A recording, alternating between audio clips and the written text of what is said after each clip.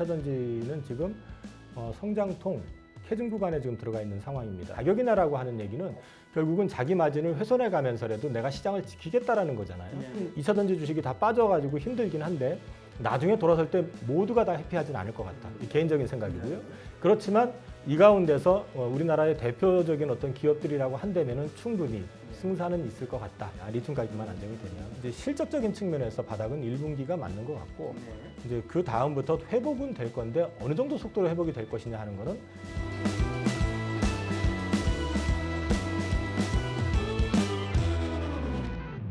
1월 효과를 기대한 증시는 기대와 다르게 하락하는 모습을 보여주었습니다. 앞으로의 상황과 2차전지 섹터에 대한 전망까지 함께 짚어보겠습니다. 하이투자증권 이영훈 이사님과 함께합니다. 안녕하세요. 네, 안녕하십니까.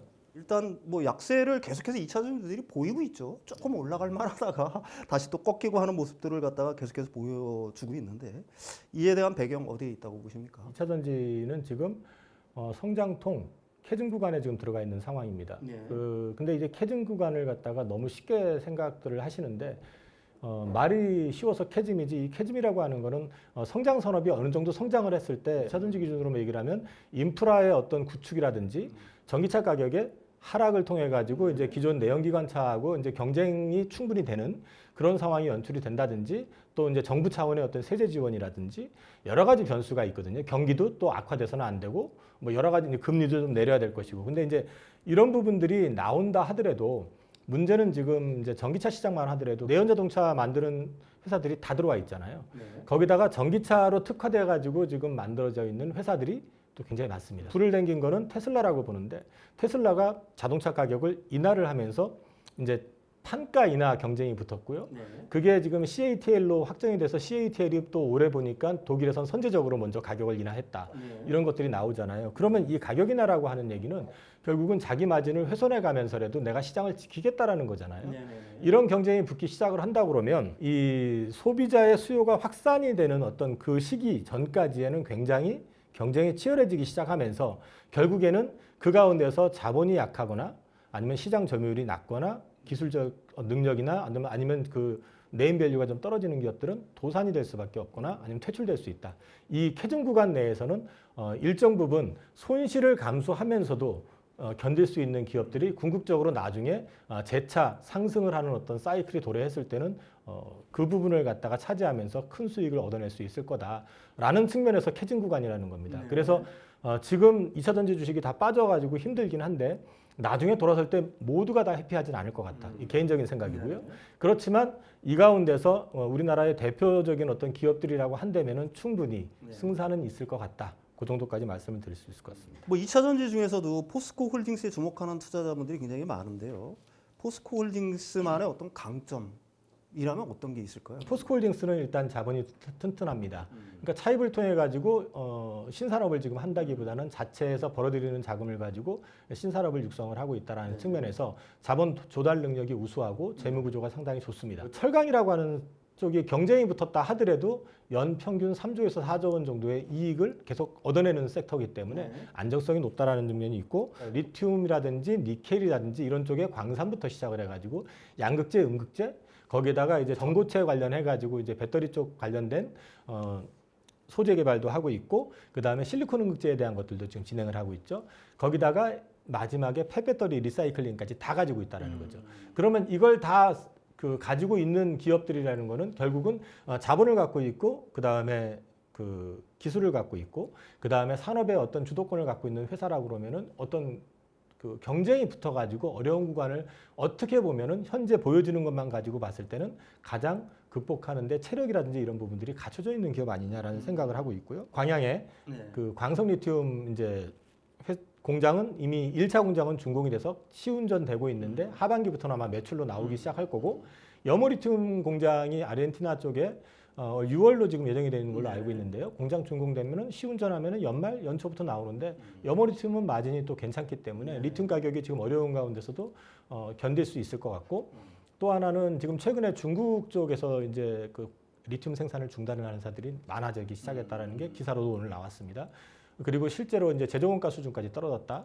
그리고 어젠가 그저께 아마 호주에서 필바라 광산에 투자한 중국 그 지분을 갖다가 그 호주 정부가 아마 저기 사들인 모양이더라고요. 네네. 그러면 사들였다는 얘기는 거꾸로 얘기해서 리튬 가격이 바닥일 가능성에 대해서 기대를 하고 있다라는 측면에서 놓고 봤을 때 그렇게 놓고 본다 그러면은 가지고 있는 어떤 산업이 만약에 정상적으로 돌아선다고 하면 시너지 효과가 굉장히 클 것이다라는 점.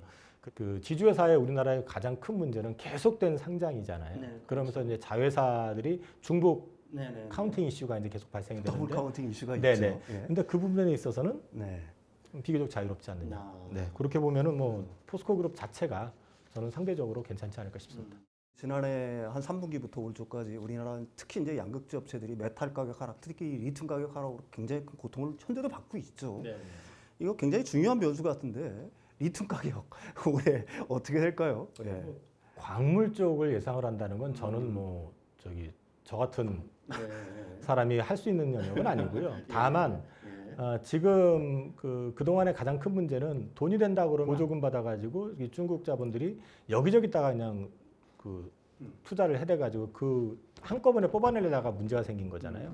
리튬 역시 마찬가지로 자기네 나라뿐만 아니라 동남아 그다음에 북아프리카까지 해가지고 리튬만 나온다 그러면 자기네들이 확보해가지고 마구잡이로 뽑아냈었는데 지금 중국 내에서 생산하는 거 제조 원가보다도 지금 그 탄산리튬 기준으로 낮은 것 같고 그다음에 제 기사 본 걸로 하면 북아프리카 수준도 제조 원가 수준까지 왔다는 것 같은데 결국 가가지고 기사도 나왔지만 이제 그 리튬 생산을 중단하는 업체들 폐업하거나 거기도 내부적으로 합병되거나 이렇게 될 가능성이 높다고 보고 결과적으로 석유도 우리 코로나 때 마이너스 20달러에 거래가 된 적이 있었잖아요. 근데 그렇게 되면 다 망하잖아요, 사실은.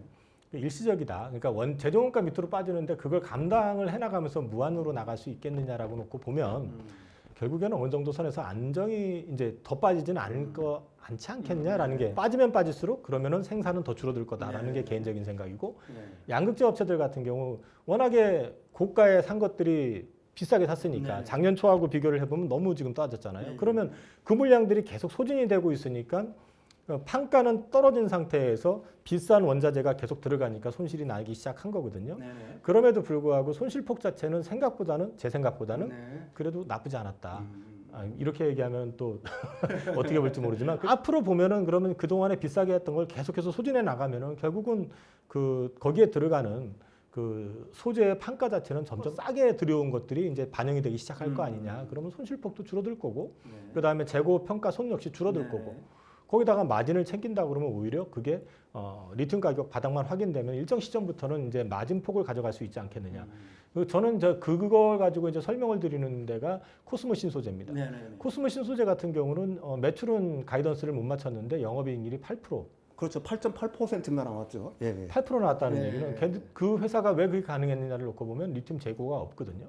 리튬 재고가 왜 없이 가능했냐면 그쪽은 사입이라고 그래가지고 배터리 셀업체가 리튬을 대줬습니다. 그러면 리튬 가격을 제외하고 나서 들어갔을 때는 그 정도 마진이 나왔잖아요. 그렇게 본다면 물론 회사가 작기 때문에 이제 원가 관리라든지 이런 것들이 좀 유리한 측면이 있겠지만 양극재 업체들로 이제 대입을 시켜본다고 그러면은 비슷한 궤도 갈 수 있지 않겠느냐. 리튬 가격만 안정이 되면. 그런 맥락에서 봤을 때 이제 실적적인 측면에서 바닥은 1분기가 맞는 것 같고 이제 그 다음부터 회복은 될 건데 어느 정도 속도로 회복이 될 것이냐 하는 거는 그 전에도 말씀을 드렸지만은 자동차 업체, 배터리 셀 업체, 양극재 업체들의 컨퍼런스 콜을 통해 가지고 한번 점검을 해보시라 이렇게 말씀드리겠습니다. 고점에 그 2차전지 고점에 생각보다 이제 이 주식을 사신 분들이 굉장히 많은 것 같아요. 특히 2차전지 섹터에 많은 분들이 계실 것 같은데 어떻게 대응하면 좋을지 조언 한마디 부탁드립니다. 작년에 제가 채널들 나가가지고 계속 말씀드리는 게 연말에 좀 증시 급등하는 게 과속하는 거 느낌인데 연말에 좀 올라가면은 비중을 좀 줄이시라라고 말씀을 드렸었고 실제로 에코프로 BM 같은 경우가 18만 원대까지 떨어졌던 게 5, 6만 원 줄이셨는지 모르겠습니다만 못 줄이셨다고 그러면 사실 저도 이제 올인하신 분들한테 딱히 어떻게 하라고 말씀을 못 드리겠어요. 근데 이제 업황에 대한 공부는 계속 하셔라. 업황에 대해서 본인이 알고 하셔야지 누구한테 듣고 한 다음에 이제 원망이 생기잖아요. 빠지면은 원망이 생기기 시작하는 순간 증시를 객관화시켜서 보실 수 없습니다. 진짜 아니다 판단되면은 물려서도 팔 생각도 하시는 게 증시입니다. 증시는 갖고 있는다고 해서 무조건 회복되는 건 아니거든요. 그리고 이제 앞서 말씀드린 것처럼 저는 모든 주식이 해피할 거라고는 생각 안 해요. 그래서 내가 갖고 있는 주식이 그 해피한 주식이 될 수 있는지에 대해서 끊임없이 공부하실 필요는 있다. 없으신 분들 같은 경우는 1분기에 1불에도 뭐 나름대로 기준을 정하셔가지고 좀 포트 잡아보시는 건 나쁘지 않다. 근데 많이 갖고 계신 분들이라면 저래면 반등이 또 한번 세게 나온다든지 지난번에 LNF 같은 경우 이제 거래소 이전 이슈로 해가지고 주가 많이 급등했었잖아요. 그렇다면 비중 좀 줄이셨다가 조금 싸게 살 기회가 있을 것 같다. 근데 그게 또 나올지는 잘 모르겠습니다. 아, 급등이 또 나올지는 모르겠다. 이번에 작년 같은 경우 LNF 같은 경우 주가 폭락했다가 거래소 이전 이슈 때문에 굉장히 급등을 했었어요. 다 저점 대비 100% 이상 올랐던 걸로 기억을 합니다. 근데 이제 이게 역시 이제 2차 전지 쪽이 그러면 결국 거래소 이전만이 답이냐 하면서 또 이제 여기저기서 할 수도 있는데 그렇게 해설해서 다른 이슈로 인해 가지고 주가가 좀 급등이 나온다면 많이 갖고 계신 분들은 내가 감당할 수 있는 부분인지를 생각해 보시고 난 끝까지 가겠다 하면 뭐 본인이 알아서 하시고 난 그 정도의 어떤 담력이라든지 아니면 재력이라든지 이런 부분들이 내가 이거 손해가 크면은 힘들겠다 싶으면은 많이 올랐을 땐 좀 줄여가지고 다음을 보시든 아니면 포트 분산을 하시든 그것도 하나의 방법이 아닐까 싶습니다. 오늘 전해드린 정보들 잘 참고하셔서 성공적인 투자하시길 바라겠습니다. 오늘 말씀 감사합니다. 네, 감사합니다.